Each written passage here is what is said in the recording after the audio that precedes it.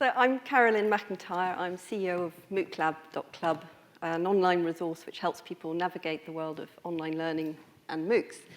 I'm here today to talk to you about MOOCs and their role in shaping the future of education.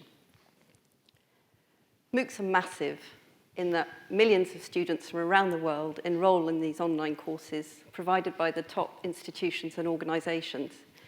In fact, the largest recorded number of students to enroll in a single MOOC session was 440,000 students for a course run by the British Council on FutureLearn. So why do students flock to these courses in such great numbers? Well, primarily because they're free. No one will tell you that you're not smart enough or you don't have the right credentials. All you need is an internet connection and a device.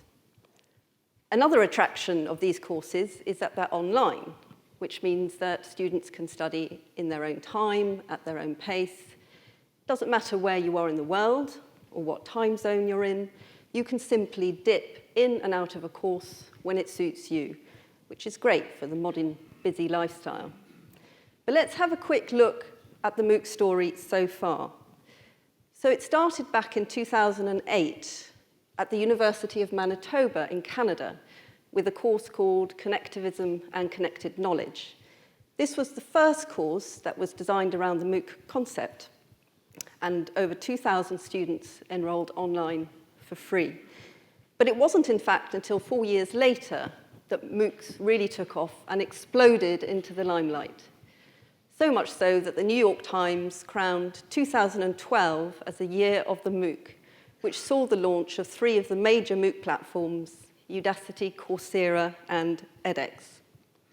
MOOCs were hyped as a disruptive revolution that would democratize education. But this, in turn, led some people to fear for the future of traditional education, believing that universities wouldn't withstand the rise of this new form of learning and would disappear altogether. In fact, Udacity founder Sebastian Thrun predicted that there would only be 10 institutions of higher learning left in the world. Naturally, Udacity was going to be one of those. But then MOOCs seemed to hit a brick wall. They were criticized for their high dropout rates, their poor credentials, for not reaching the undeserved people they were supposed to. MOOC platforms were criticized for their they were struggling to find their business models, and Sebastian Thrun even described his own offering as a lousy product. So where are we today? Well, you can all relax, we still have universities. But we also still have MOOCs. So what have the MOOC platforms done to keep MOOCs alive? They've changed their focus and moved away somewhat from the original concept of providing free education to those who need it the most. You're in fact more likely to enroll on a MOOC if you're from a developed country and you already have a degree. You'll also be looking to develop your professional skills. So the MOOC platforms have adapted to suit this particular audience. If you look at Udacity and Coursera, for example, you'll see that the programs that they offer are mainly skills-based, focusing on courses in technology and business. We've also seen the introduction of specialization programs, which provide students with a certain level of competence in high-demand skills. And it is this link to careers which have allowed the MOOC platforms to find their business models by introducing fees for services such as certificates or graded assignments. Whereas the content of the courses remains free, students are increasingly having to pay for add-ons, which often were free in the past. Another exciting change that's happened recently is the introduction of MOOCs with the option to gain credit for universities. Some universities have partnered with the major MOOC platforms to provide these for credit programs, allowing students to take part of their degree course through MOOCs. And these changes do seem to be paying off. We've seen a rise in the number of MOOCs over the last 4 years. And last year saw an increase of 50% in the number of enrollments, reaching a staggering 35 million students having enrolled in at least one MOOC.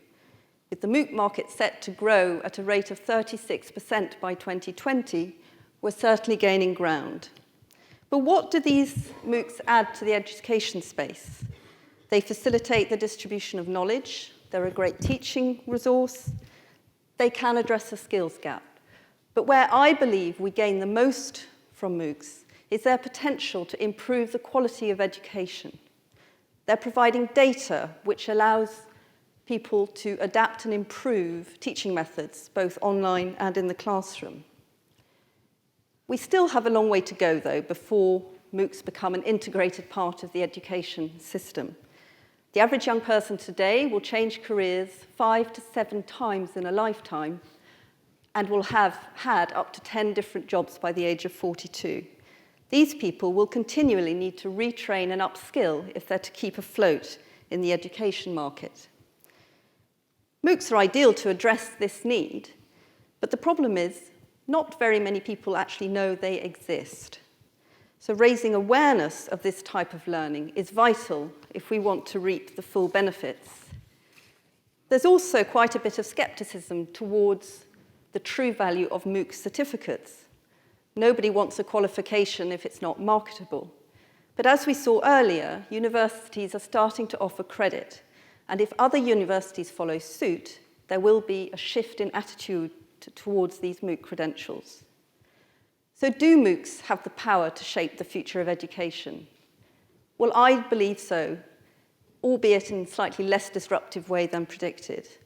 As MOOC credentials gain traction and education technology develops, students, employers, and providers will start to take notice. I personally think the future of education is very exciting, and I believe that MOOCs will be part of that journey. Thank you.